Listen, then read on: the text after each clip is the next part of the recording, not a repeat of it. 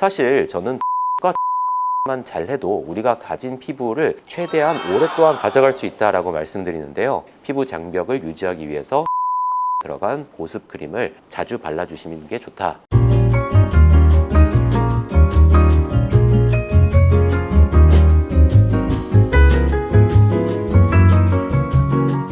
안녕하세요. 청담리투의원 김재림 원장입니다. 막을 수 없는 노화를 되돌리고 피부 탄력까지 되살릴 수 있다면 어떨까요? 노화 자체는 자연스러운 과정이지만 피부 장벽 강화와 내부 수분 유지를 통해서 과학적인 방법으로 젊고 탄력 있는 피부로 가꾸는 방법은 존재합니다. 노화의 원인과 노화를 늦출 수 있는 건강한 생활 습관, 그리고 도움이 되는 영양제까지 소개를 드려보도록 하겠습니다. 우선 노화의 원인에는 크게 선천적인 요인과 후천적인 요인이 존재하는데요. 선천적이라는 거는 이미 결정되어 있는 걸 말을 하는 건데요. 예를 들면 만 25세 이후부터는 매년 1%씩 피부 속에 콜라겐과 엘라스틴이 사라지게 됩니다. 콜라겐과 엘라스틴이 사라지면서 동시에 수분 함유량이 떨어지게 되고 탄력이 떨어지면서 주름은 늘어나고 점점 피부가 푸석해져가는 이러한 자연스러운 노화 과정을 겪는 것이 하나가 되고요. 또 하나는 후천적인 요인이고 이 부분을 우리가 개선시킴으로써 많은 차이를 볼 수가 있게 되는데 대표적인 것이 흡연, 그리고 자외선,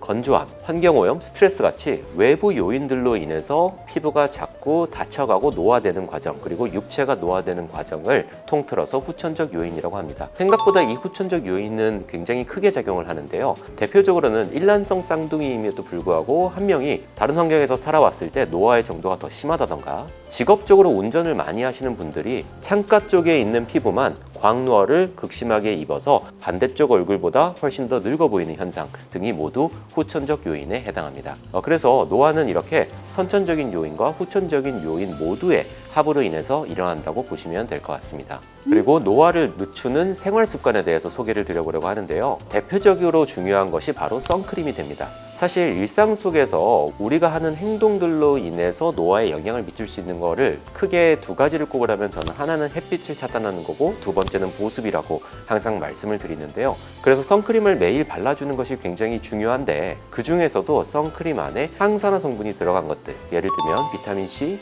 비타민 E, 페롤릭산, 폴리페놀 등 다양한 항산화 성분이 들어간 선크림을 써주는 것이 굉장히 도움이 된다라고 말씀을 드리고, 또 하나는 선크림을 발랐다고 해서 이거를 화장이라고 생각해서 너무 박박 지워낸다거나 이중 세안을 하시거나 하시면 절대 안 됩니다. 선크림은 대부분 워터프루프 제품이 아니면은 다 잘 지워지기 때문에 선크림을 발랐다는 이유만으로 자꾸 거칠게 세안을 하거나 이중 세안을 하면 그 자체가 피부 장벽을 약화시키고 손상시키기 때문에 점점 더 민감하고 취약한 피부가 됩니다.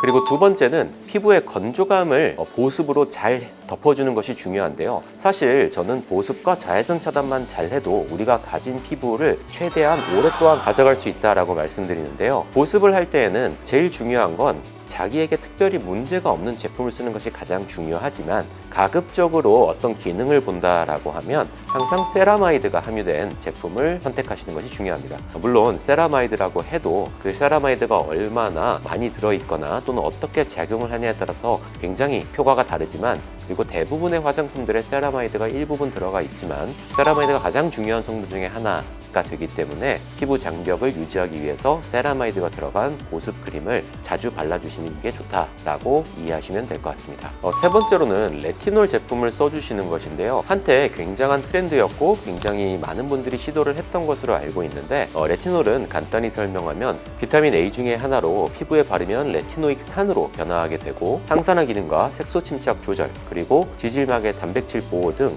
다양한 순기능을 하는데요. 실제로 늙은 피부를 젊은 피부로 되돌리는 효과가 있습니다. 다만 레티놀 제품 같은 경우는 자극감이 있을 수 있고 초기에는 굉장히 소량으로 밤에만 바르는 것이 안전하기 때문에 무턱대고 많이 바르게 되면 오히려 피부가 굉장히 민감하거나 뒤집어지거나 할 수 있기 때문에 차근차근 소량을 사용하시는 것이 중요합니다. 그리고 세 번째로 이제 노화에 도움이 되는 어떤 영양제를 좀 고려를 해본다고 하면요. 우선 피부에만 국한돼서 생각을 해볼 때 저분자 콜라겐, 그리고 저분자 히알루론산 이런 것들을 많이 추천을 드리게 되는데요. 사실 먹는 콜라겐이나 먹는 히알루론산에 대해서는 꽤나 의견이 많이 갈리기는 합니다. 그거 먹어도 어차피 고기 먹는 것처럼 다 소화가 된다, 또는 그거 먹어서 얼마나 피부에 가겠냐 라는 관점이 존재하는 것은 사실이지만, 먹는 콜라겐이나 저분자 콜라겐 펩타이드나 저분자 히알루론산 같은 경우에는 그 자체가 피부에 콜라겐으로 작용을 한다라기보다는 오랫동안 먹었을 때, 그러니까 약 3개월 이상 꾸준히 먹었을 때에 그 섭취된 펩타이드 콜라겐들이 피부에 새로운 콜라겐 합성을 자극하는 시그널로 작용을 하기 때문에 그러한 관점에서 먹어주는 것이 도움이 된다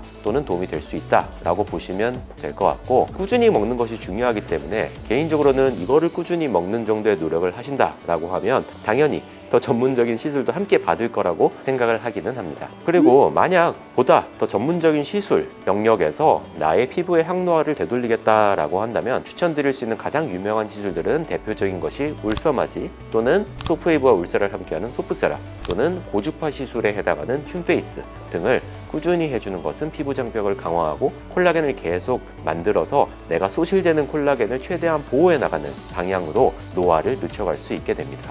보다 자세한 시술에 관한 내용은 궁금하실 분들을 위해서 아래 댓글로 달아둘 테니 참고하시면 좋을 것 같고요. 오늘은 노화를 최대한 늦춰가고 그러면서 건강한 피부 장벽과 보습까지 우리의 피부를 지켜나가는 방법에 대해서 소개드려 보았는데요. 다음에 또 좋은 영상으로 찾아뵙도록 하겠습니다. 감사합니다.